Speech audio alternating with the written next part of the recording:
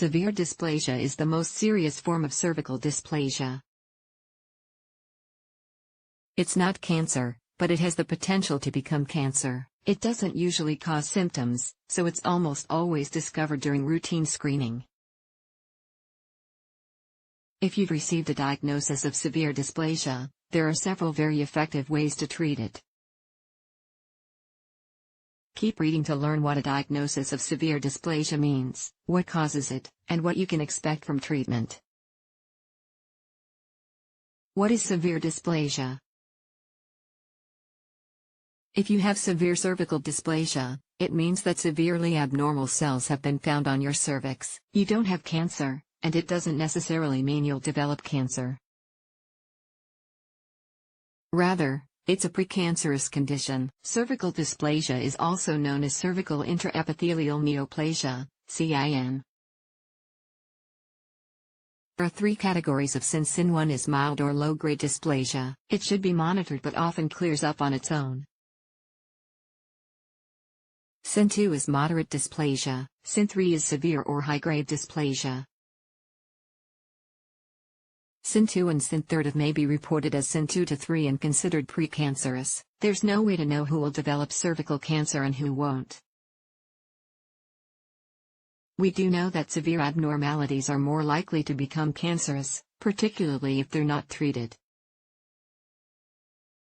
How is severe dysplasia treated?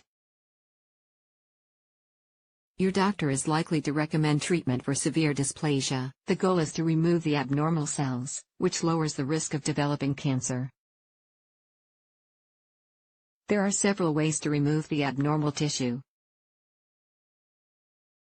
These surgical procedures can often be done on an outpatient basis. Loop electrosurgical excision procedure, LEEP is performed in the same manner as a pelvic exam, right in your doctor's office. There's usually no need for general anesthesia. The procedure involves a small, electrically charged wire loop that cuts abnormal tissue away from the cervix. Then the area may be cauterized to prevent bleeding. From beginning to end, it should take about 30 minutes. Once the tissue is removed, it can be sent to a lab to test for cancer cells. You'll be advised to avoid strenuous activity for about 48 hours and intercourse for up to 4 weeks.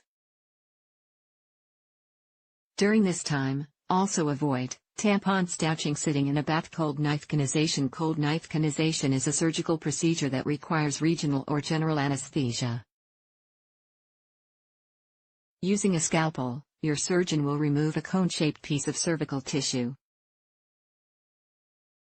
Later, a pathologist will examine it for signs of cancer. For up to 6 weeks following the procedure, avoid intercourse, tampon stouching, hysterectomy. If other procedures don't work and tests show persistent dysplasia, hysterectomy may be an option. This procedure involves removing the cervix and uterus. It can be done abdominally, laparoscopically, or vaginally. PAP and HPV testing. Your doctor will probably suggest you have follow-up PAP and HPV tests in 1 year to make sure there hasn't been a recurrence of cervical dysplasia. With treatment, most women won't develop cervical cancer. What are the causes of severe dysplasia? Although the exact cause can't always be determined, the vast majority of cervical dysplasia cases are associated with HPV, the human papillomavirus. Almost 100% trusted source of cervical cancers test positive for HPV. There are many strains of HPV. Low-risk types cause genital warts but don't cause cancer.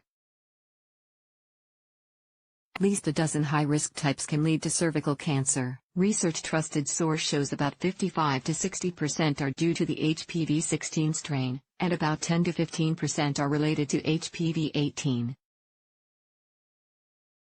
About 10% trusted source of women who develop high-risk HPV on the cervix will have a long-lasting infection that increases the risk of cervical cancer.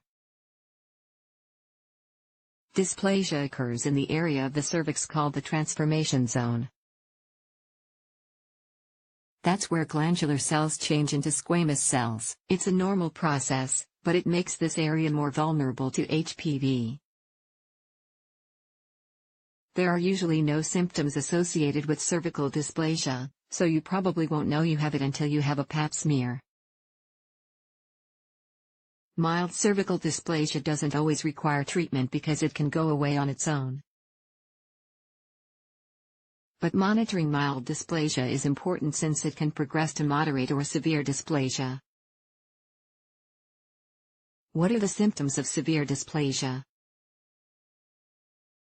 Cervical dysplasia, even severe dysplasia, doesn't usually cause symptoms. Doctors typically discover it when a routine Pap smear comes back with abnormal results. How is severe dysplasia diagnosed? Dysplasia is typically detected with a Pap smear. Abnormal results don't always mean you have dysplasia, though. Some abnormal changes are due to oral contraceptives, or even problems with the sample. If the changes appear mild, your doctor may want to wait and repeat the test in a few months. If the cells appear very abnormal, you may need colposcopy-directed biopsy. This procedure can take place right in your doctor's office, without anesthesia. With the assistance of a speculum and special highlighting solutions, your doctor uses the colposcope to magnify, view, and photograph the cervix. At the same time, your doctor will remove a tissue sample. They'll send it to a lab for examination under a microscope. Aside from SIN3, here are some terms you may find on your Pap smear or biopsy report. Squamous intraepithelial lesion, SIL. Squamous is a type of cell in the tissue covering the cervix. SIL is used to describe Pap smear results, but it's not a diagnosis. Atypical squamous cells of undetermined significance, ASCUS. This is the most common result on a Pap smear. It means there are changes to cervical cells, usually the result of HPV infection, but can include other factors. Atypical squamous cells cannot exclude SIL, ASCH. There are changes to cervical squamous cells that may raise concerns of precancer or cancer. Atypical glandular cells, AGC, or atypical glandular cells of undetermined significance, AGUS. Glandular cells are a type of cell in the tissue covering the inner canal of the cervix as well as other parts of the female reproductive system. Changes to these cells can raise concerns of precancer or cancer. Low-grade SIL, LSIL. Squamous cells are mildly abnormal. It's typically due to HPV infection and can clear up on its own. SIL compares to SIN1. High-grade SIL, HSIL.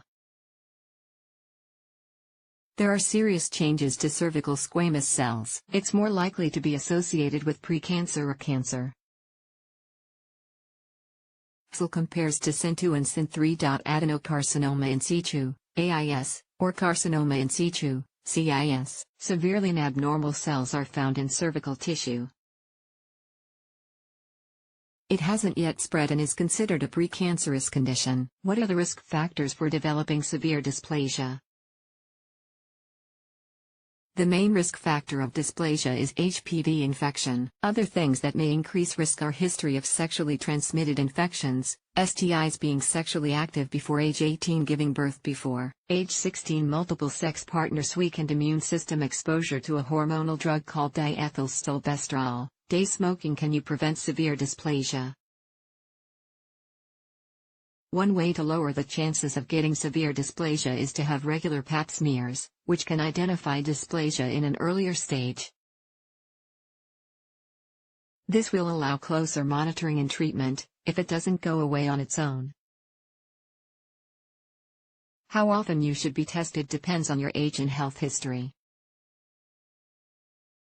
Your doctor can tell you how often to get screened.